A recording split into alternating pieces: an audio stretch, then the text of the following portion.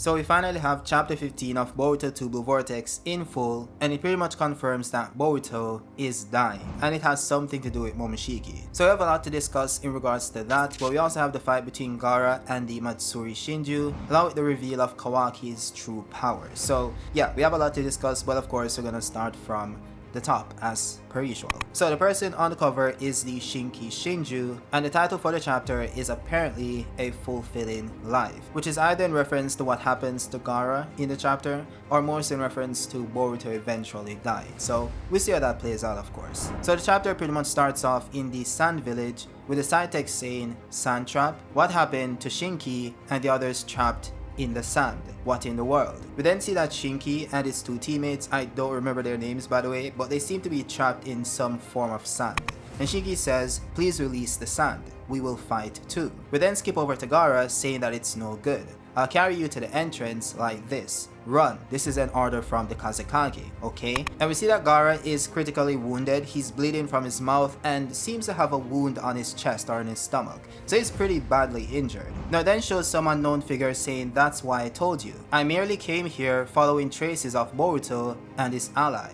I don't care about you guys." It's then revealed that this person is the Matsuri Shinju. She then goes on to say, "By the way, that wound, you need to do something or you're going to die. I don't think it's a place to be concerned about the kids behind you." Gaara then goes on to say, "That is why for their futures, I won't let them die in a place like this, even if I exchange my life for them." Matsuri then goes on to once again make it clear that if he doesn't resist, the children won't be harmed. Gaara then sends the ball of sands flying that contains the children, and then goes on to say that he's counting on them for the future of the sand. We then see that around 3 to 4 kilograms went charging at Gaara, and they try to, well, devour him. That's when Shinki seemingly forces one of his hand outside of the sand ball or sand coffin thing, which he then wields to control his own iron sand, which he then uses to free himself from Gaara's sand ball. Now I do find it interesting that Shinki needed to use hand signs to wield his sand, which he didn't need to do before, so I'm not sure what's going on here,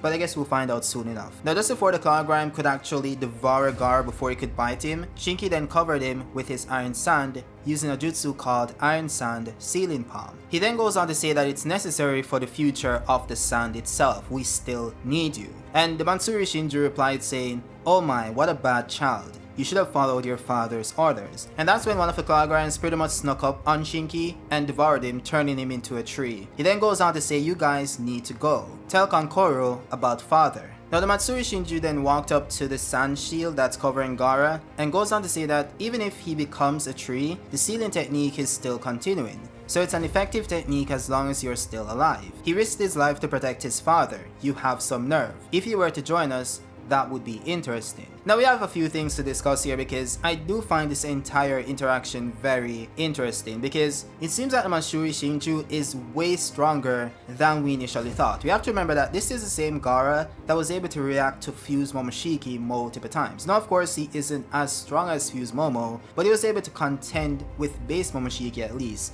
These characters are really powerful and we knew that before, but there were some conversations about whether all of these characters, all of these Shinjus were above Jigen level, as were the other Shinjus such as Hidari, Jura, and maybe even Mamushi. So this does kind of put it into context because not only was she able to defeat Gaara, but also Shinki, one of the most promising characters of the new gen. So this is either a massive downscale for Shinki or a massive upscale for the Matsuri Shinju. It has to be either one. There's also the fact that it seems like she wasn't strong enough to break the seal Shinki placed on Gaara, so it's kinda contradictory. But you can also argue that she doesn't really want to, she's not interested in these guys, as she stated in the first few pages of this chapter. So maybe she was interested in Gaara and wanted to get him. She could have like overpowered the sealing jutsu, which we've seen done on multiple occasions in the Naruto universe. So I don't want to jump to conclusions saying that Shinki's sealing technique is so powerful that even a Shinju can't break through it, because we have to take into consideration the entire context of the situation.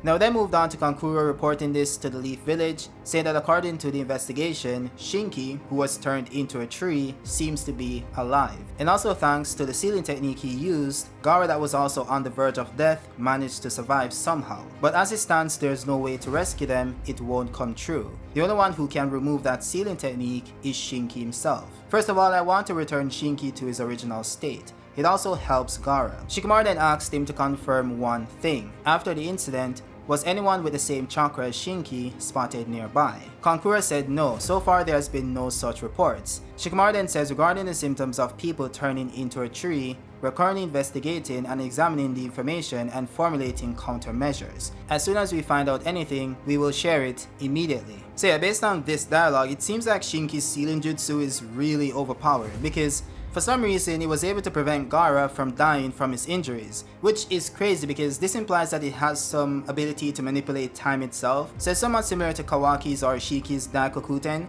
which is pretty much a space where time doesn't flow. So I'm not sure how Shinki was able to procure such a technique because it's absolutely busted, but that seems to be the case here. So yeah, Gaara is technically dying due to his critical injuries, but he isn't going to die anytime soon because apparently this jutsu prevents him from dying using some time dilation to some degree. Maybe, I'm just assuming that's the case. But what's also the case is that Shinki is the only one who can unseal him, which means that they have to find a way to restore Shinki or somehow convince the Shinki Shinju to release him. So this will be very interesting. Now what I also found very interesting is that the Matsuri Shinju made it seem like they had a choice as to who becomes a Shinju. Because she goes on to say that if he were to join us, that would be interesting. And he did go on to become a Shinju. And we also know that multiple ninjas have been transformed into trees, even regular ninjas like Ninja 610.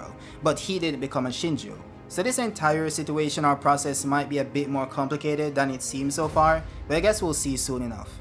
Now we also had a conversation between Shikamaru and Sarada. It was very short. He pretty much said that it seems like these entities are going to increase their allies over time, and if Boruto does contact them, they should tell him immediately because they need information. So that's pretty much it. But we also see that Philibert, or one of the frogs, is in Shikamaru's office, so that is likely how Boruto is going to communicate with him going forward. Now we then get the reveal of the Shinki Shinju, and he's like, Ryu, is that my name? And Jura goes on to say, that is right, I give you that name. It's necessary to establish your identity, the most basic information. He then goes on to say, Ryu, you understand me, don't you? I quite liked my name. And the Matsuri Shinju is a bit confused and she's like, what is this guy? And I'm confused as well, like what is he talking about? And then he goes on to say, wait a minute please. And he uses his sand technique, which confirms that the Shinki Shinju can use the sand technique, which does open up another crazy aspect of these entities because magnet release, which is what Shinki uses to control iron sand, is pretty much a Kike Genkai, which is a bloodline trait that can only be accessed through someone's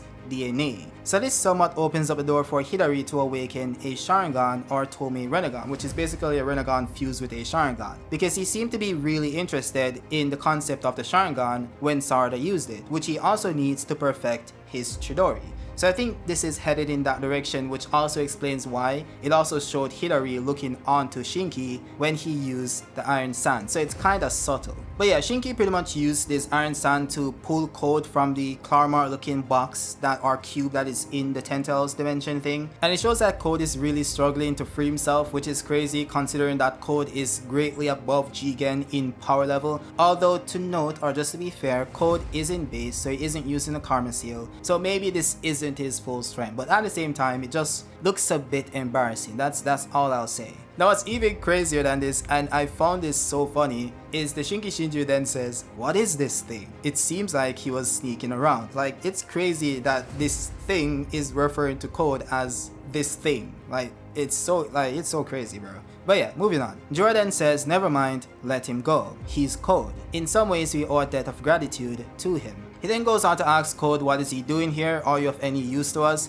And Code goes on to say, do you have any business or anything? What do all of you intend to do? Do you have any intention of eating the Otsutsuki? Jordan goes on to say that, although I intend to do so eventually, but right now, there are a lot of issues that need to be prioritized. I'm deliberating putting off the matter of the Otsutsuki, or with the Otsutsuki. He then goes on to say that Code has a grudge against Boruto, and that he is a threat for them to eliminate. If he wants to kill him, go ahead and do so. Kawaki alone is good enough for food. Code then says, hey, what makes you so arrogant to decide on your own? It's up to me to decide who I kill. You monsters should just focus on eating the Otsutsuki. And hey, don't forget this, the one who eats the chakra fruit is me. To become the new Otsutsuki, who carries on Ishiki's will. Jura then goes on to pretty much repeat what we already know about the chakra fruit, which is that it contains dense energy and the mass containing genetic information of all life. But then he goes on to say, what will really happen? What would happen if we were to eat it? And I did cover this in my spoiler review that I did yesterday or the day before, depending on when I upload this video. But yeah, it's really interesting that they are considering consuming the chakra fruit because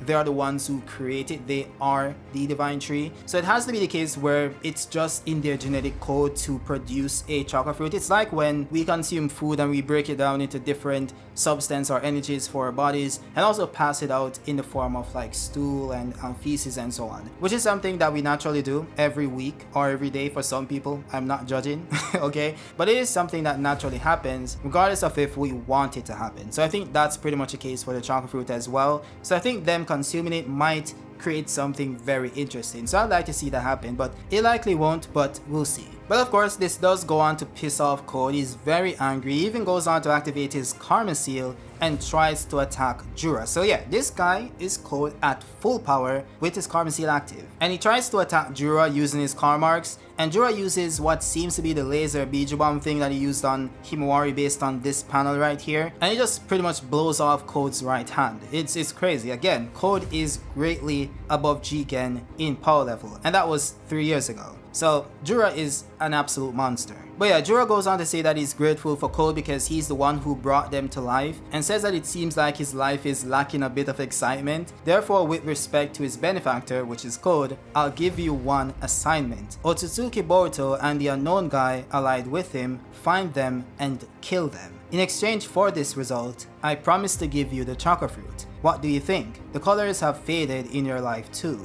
This will give it a little more tension, won't it? And it's so funny because it's like Kishimoto, or not Kishimoto, I mean Ikimoto, because he's the one who's actually writing the story and the dialogue. But it seems like he's listening to what we're saying because everyone has been saying, yo, what happened to Code? Where is he? Who is Code? Who's that character? What is he doing? You know, what's happening? What's his purpose? And that's pretty much the same thing Jura is saying. Like, yeah, your life seems to be lacking a bit of purpose. Let me give you something to do in this story.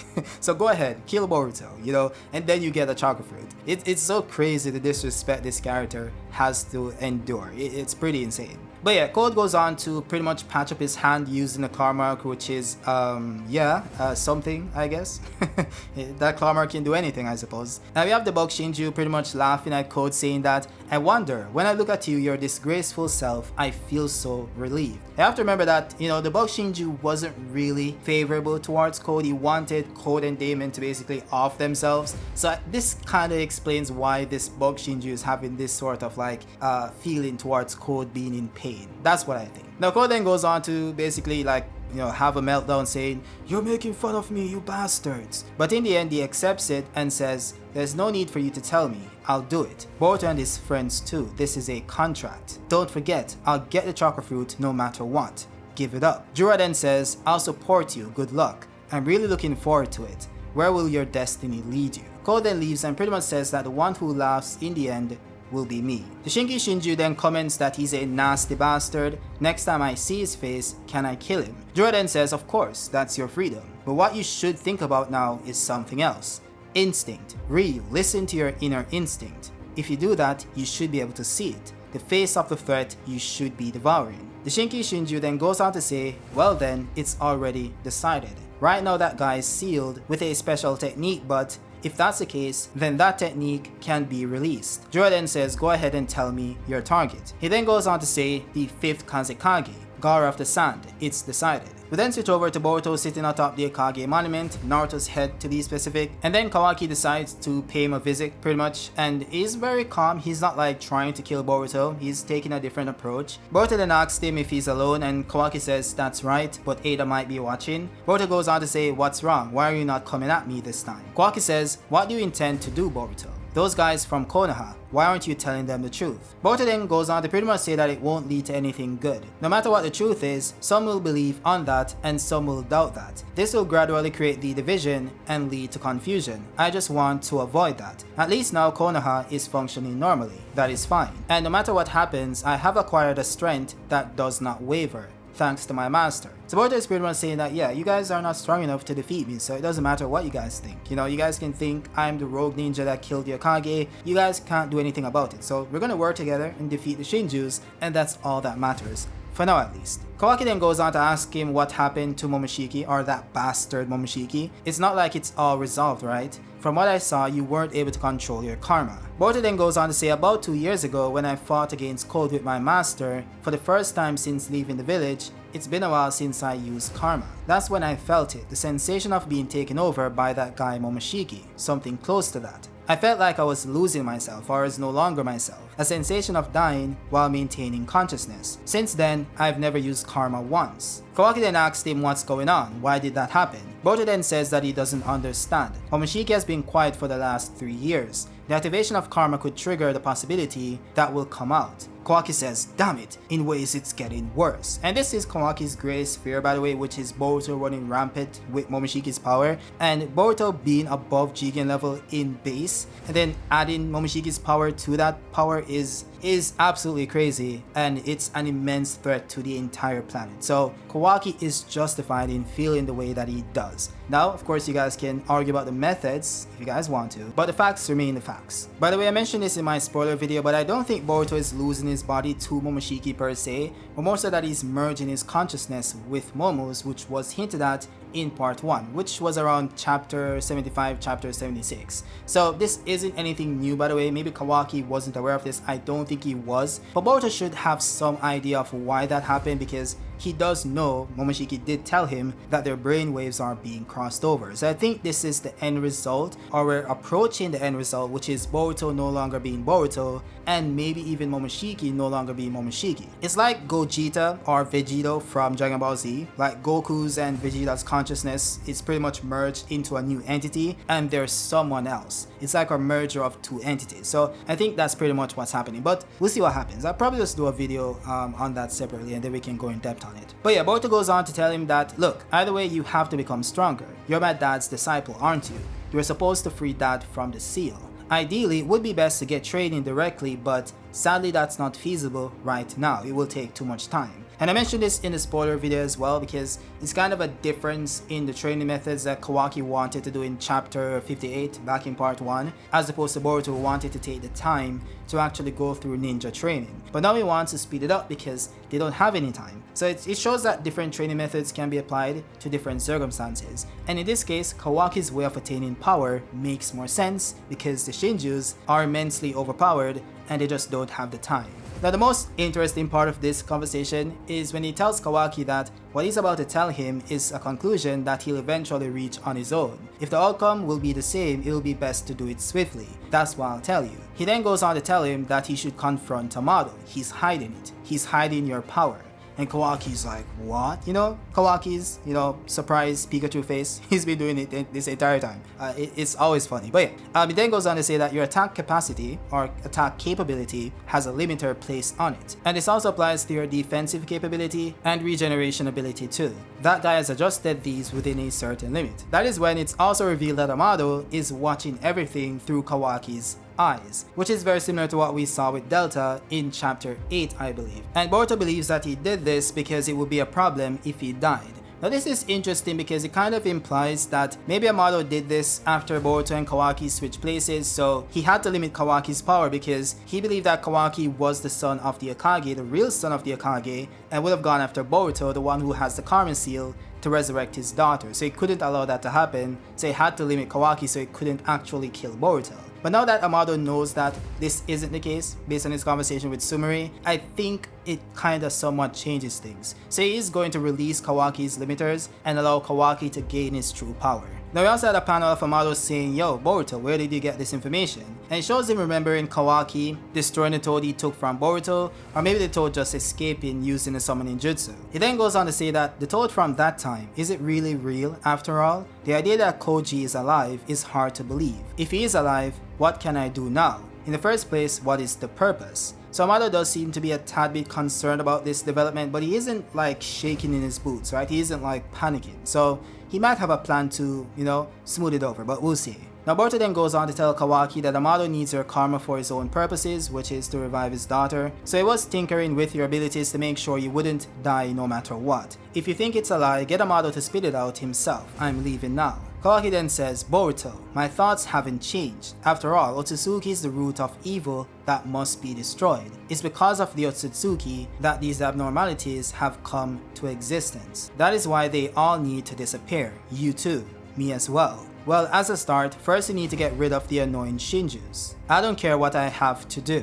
I'm willing to team up with you. I'll catch up to you soon enough. Boruto then says, you better don't hold me back, bro. Kawaki then replied saying, you bastard. And that's where the chapter pretty much ends. So yeah, the Kawaki-Boruto duo is back in action and they're working together to get rid of the common enemy, which is the Shinju, which is what Boruto suggested in chapter 8, or I believe it was chapter 9. Either way, they're working together and that's pretty cool. I mean, we all know where this ends in episode 1 with them fighting atop the Okage monument, so let's just enjoy the peace for now. Also, the thing with Momoshiki is really intriguing. Maybe they end up finding a solution to live together or to coexist without either one dying, which I highly doubt is the case. Momoshiki isn't Kurama, I believe, so yeah, I don't know how that one's gonna play out, but I do find it really interesting. With that said guys, let me know your thoughts down below in the comment section. Also join the Discord, the link will be pinned in the comments, and yeah, like the video if you liked it and subscribe if you're new, and I'll see you guys on the next one. Peace out.